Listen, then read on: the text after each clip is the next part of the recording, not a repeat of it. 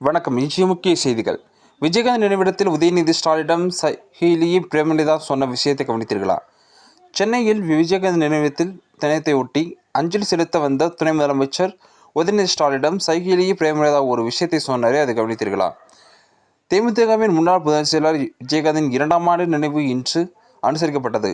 துணை முதலமைச்சர் உதயநிதி ஸ்டாலின் உட்பட பல அரசியல் தலைவர்களும் திரை பிரபலங்களும் சென்னை கோயம்பேட்டில் உள்ள அவரது நினைவிடத்தில் மரியாதை செலுத்தினர். தமிழகத்தின் முன்னாள் எதிர்க்கட்சியின் தலைவரான விஜயகாந்த் கடந்த 2023 டிசம்பர் 28 அன்று உடல்நலக்குறைவால் காலமானார். அவரது நினைவு நாளை தேமுதிக குரு பூஜையாக அனுசரித்து வருகிறது.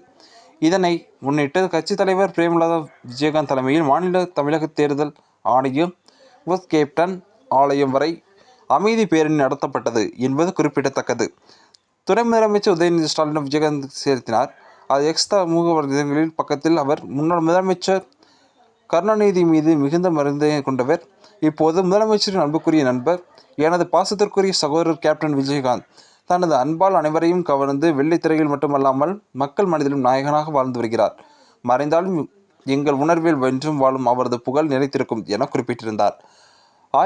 அதிமுக பொதுச் செயலாளர் எடப்பாடி பழனிசாமியும் விஜயகாந்த் நினைவிடத்தில் மலர்களை வைத்து மரியாதை செலுத்தினார் என்பது குறிப்பிடத்தக்கது.